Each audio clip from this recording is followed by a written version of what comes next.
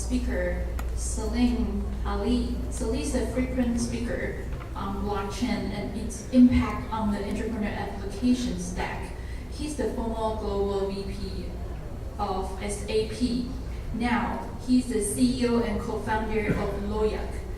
It's a blockchain company for business to share, to track the data globally. Let's welcome Salim.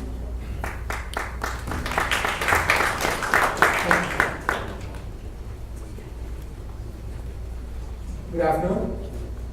My name is Salim Ali. What I'll talk about today is to look at blockchain from an enterprise application perspective. There's a lot of work going on, very cool stuff on the protocol layer, phenomenal aspects at the fabric layer. A lot of stuff happening at the consumer layer as well.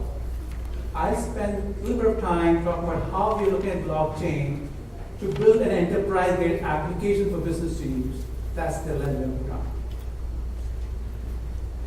Obviously, right, all of us are here. A lot of cool stuff going on. And we believe that blockchain will do everything, right? Probably solve world hunger. I'm sure it'll solve cancer as well at some point, right? It'll probably stop all wars. But what I'm going to talk about is a little more pedantic, a little more simpler, i.e., how to build an enterprise application on blockchain. The reason for this is very simple. The team's DNA, my DNA is very enterprise application. We come from the world of SAPs and Oracles and VMware. We are applying blockchain capabilities to solve a very specific enterprise problem. That's the lesson I'm going to put on. Now, why is blockchain important though, right? Let's step back a little bit and try to think this through, right? Of course, it's a phenomenal technology. That's cool stuff. There's no debate that, right? It's self-replicating, it's super secure, it can hold data, it cannot be hacked into, cryptographic, all that's really cool. So it's a very powerful notion right there. To build something to what blockchain has done is a very foundational innovation. There's no question about that whatsoever. But that's just step one. Blockchain is not blockchain just because of this aspect of tech alone. It also allows you to tokenize stuff. It's a foundational business model innovation. You can tokenize any service. You can tokenize any asset. So those two elements make the whole value prop much more powerful. The third aspect is because of tokenization and the foundational product aspect, you can now use it to raise capital. It wasn't possible before. So these three aspects are very important to look at blockchain in totality. Great tech, you can tokenize, and of course you can use this to raise capital, right? Now, when we looked at blockchain and stepped back and said, listen, what is blockchain really capable of, right? We had a simple framework. We said, of course, one dimension is the centralized, decentralized. That's what the world looks at, right? The second aspect is what value, what asset are you tokenizing? If you put these two together, a lot of interesting nuances come into play. And most companies is changing now, tend to focus on the value aspect, i.e. currency aspect, and most are focused on the decentralization aspect. Well, that's great, very powerful. But guys, step one, a lot more beyond centralization, a lot more beyond value. So we are focused more on the data aspect. Centralization is a side effect. It'll come along. But the data aspect and the other aspect is what we are focused on. I'll get to that as we go along. So what we are building at Loyakk is something called an ERM platform. Enterprise Relationship Platform. It's not CRM, it's not ERP, it's not SCM. And it's built on a very simple premise. Imagine a world where businesses can share data and track it across company boundaries, across country boundaries. Your data is your data, follow it. We live in a world of internets today. My internet, your internet. That's 1990s internet thinking.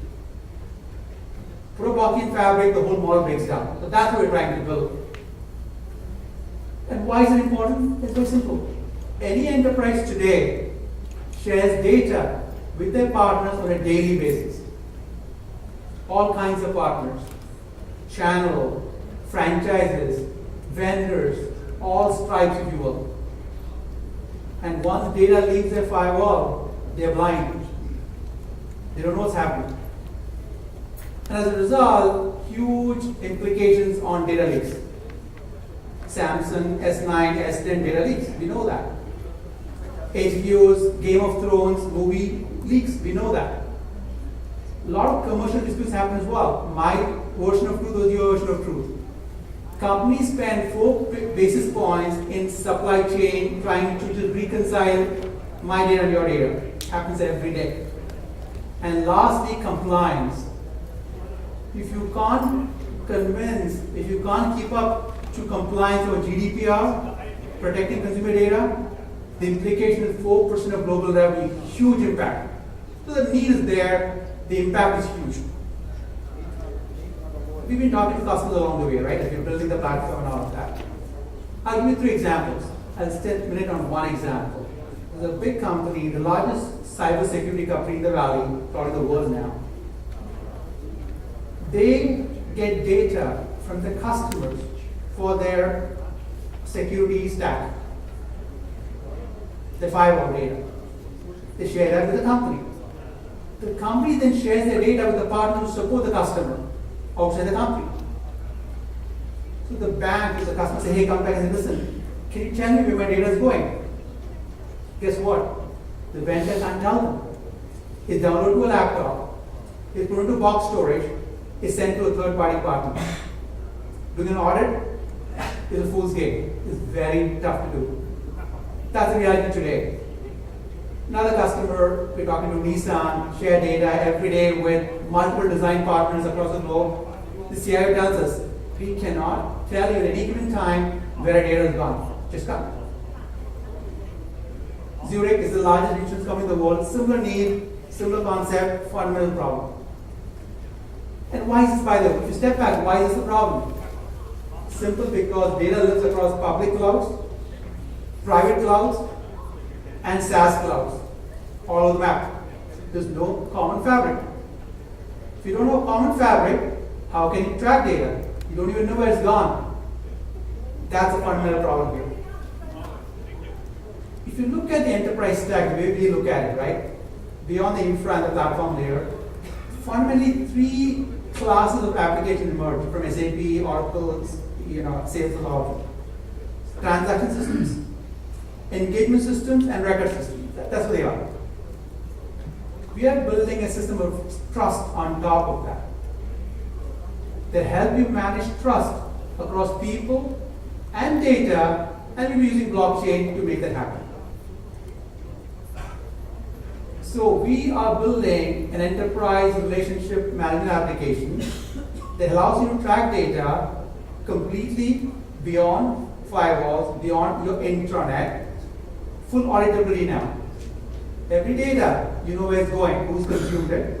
And lastly, eliminate reconciliation, eliminate all disputes. We do this using the notion of a data token. The token that holds data. With the data, it does 3 things. It tells you the who can access it, different levels, individual, the group, the company. Beyond that, what can they do with it? I.e., can they read it, can they share it, and so on and so forth. And lastly, what have they done with it? Full trail of audits. That's how we look at the world. And we said we're going to apply SaaS model for pricing our product. Enterprise license the platform, and they consume tokens as they share. You share it 10,000 times a month, you pay for 10,000 uses of the token, and so on and so forth. So we just mirrored typical SaaS licensing models to our data token to enable our customers to license it.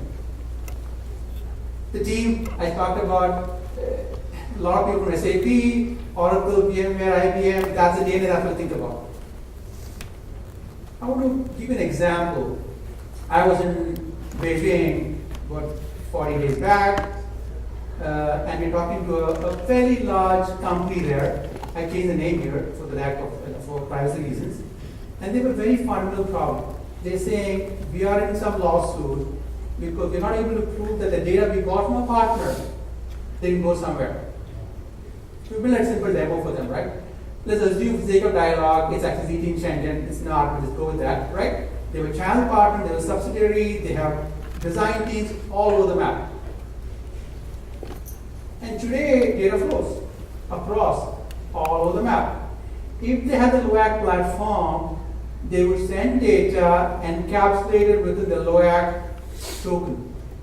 They would know exactly where the data went. And if they decide to double click, hey, the data went to San Francisco, let's find out who looked at it. They will know it went to office number 1, 3 people saw it. They would know it went to office number 2 and 4 people saw it. They know it went to a partner and 2 people saw it. So that level of specificity of forensics is not possible without using Loyakk in a very creative manner. That's what we're attempting to do. We already have version 1 built. We have pilot customers using it today. And we are going to be launching the blockchain-enabled platform hopefully by late Q4, early Q1. We're working with some very specific partners and customers on a pilot program as well. We're doing a fundraising right now that's going on. You can look it up at loyakk.io. There are more details there.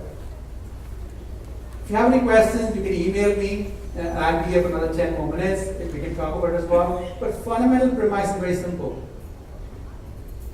Customers don't buy platform for the sake of a platform. They want enterprise applications. We're building an enterprise application to manage and secure enterprise data. That's what we're doing. Thank you so much, guys, for listening. If you need to talk to me, you can find me here.